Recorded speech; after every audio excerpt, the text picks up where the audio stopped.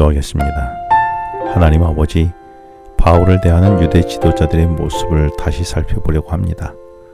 오늘 말씀 속에서도 주님께서 제게 말씀하시는 음성을 듣게 하여 주시옵소서. 예수님 이름으로 기도합니다. 오늘 묵상할 본문인 사도행전 28장 14절에서 멜레데 섬을 출발한 바울은 이와 같이 우리는 로마로 가니라 라는 말씀에 따라서 바울은 드디어 로마에 도착하게 되었습니다. 지금 우리는 이 말씀에 따라서 어떻게 바울이 그 수많은 과정을 통하여 어떻게 이와 같이 로마에 이르게 되었는지, 하나님께서 인도하신 과정을 바울의 전생애를 다시 한번 묵상하면서 살펴보고 있습니다. 그리고 지난 시간부터 며칠에 걸쳐 3차 전도 여행을 마치고 예루살렘에 도착한 바울이 마지막 종착지인 로마에서까지 어떻게 이르게 되는지 그 과정을 묵상하고 있습니다. 이 과정 속에서 하나님이 어떻게 이와 같이 바울을 로마에 이르게 하셨는지 그 과정을 살피며 오늘 내 인생을 어떻게 인도하시는지를 살펴보게 되기를 바랍니다. 바울은 예수님을 만난 후 자신의 모든 생애를 오직 전도하는 일에 바쳤습니다. 이제 바울은 3차례에 걸친 전도여행을 마치고 예루살렘으로 돌아왔는데 그를 맞이한 것은 축하의 잔치가 아니라 로마의 감옥이었습니다. 이런 바울을 하나님은 어떻게 대하셨을까요? 하나님은 바울을 찾아와 그분이 해주셨던 말씀은 담대하라는 말씀이었습니다. 그리고 이어서 하신 말씀은 내가 예루살렘에서 나의 일을 증언한 것 같이 로마에서도 증언하여야 하리라는 것이었습니다. 주님께서 바울로 하여금 예루살렘에서 결박과 투옥의 환난을 당하게 하신 것은 이렇게 함으로 바울을 로마로 보내시기 위함이었다는 것입니다.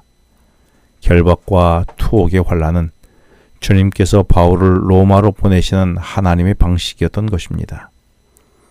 지금 나는 어떤 의미에서든지 나의 인생이 결박과 투옥의 환난 속에 갇혀 있는 상황은 아닙니까?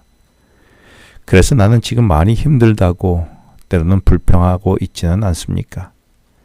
그러나 잊지 말아야 할 것은 지금 내가 주님의 이름으로 결박당하고 투옥의 환난을 당하는 것은 오히려 주님이 내게 새로운 미래를 주시려는 것은 아닐까요? 그래서 내게 필요한 것은 이것을 믿는 믿음이 아니겠습니까? 감옥에 갇힌 다음날 아침에 바울을 죽이기 전에는 먹지도 마시지도 않겠다고 맹세한 40여 명의 유대인들의 암살단들이 조직되었는데 그 정보를 천부장 루시아가 입수하고 로마 시민 바울을 지키기로 했습니다. 그래서 루시아는 가이사랴의 총독 벨릭스에게로 한밤중에 아무도 모르게 바울을 호송하려고 포병 200명, 기병 70명, 창을 들고 있는 병사 200명, 그리고 바울이 탈 말까지 총 천하무적의 로마 군인 470명을 동원했습니다. 바울은 지난 3차 여행을 마치면서 가이사랴부터 해발 800m나 되는 예루살렘에 오르기 위하여 힘겹게 하루하루 올라갔었습니다. 그런데 이번에는 말을 타고 470명의 로마 군인의 경호를 받으며 그 길을 내려가고 있는 것입니다. 이는 예루살렘에서 결박과 투옥의 환난을 당한 덕분이었지요.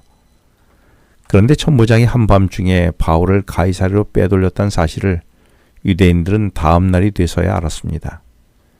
그래서 유대교 지도자들은 가이사랴로 내려가서 총독 벨릭스에게 바울을 고발했는데 그 고발 내용은 다 거짓 모함이었습니다.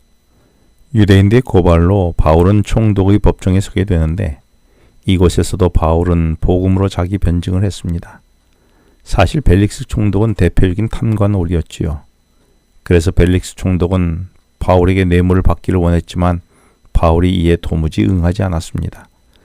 그러자 벨릭스는 바울을 무려 2년 동안이나 아무런 재판도 하지 아니하고 가이사랴의 감옥에 내버려 두었습니다.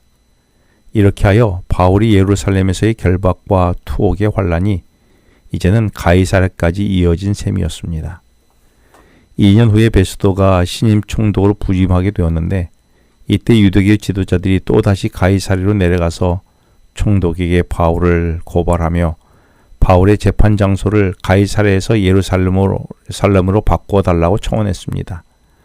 정식 재판을 통해서는 바울을 죽이는 것이 어렵다고 생각한 그들은 예루살렘으로 향하는 길 위에서 암살단을 시켜 바울을 암살해 버리기 위함이었습니다.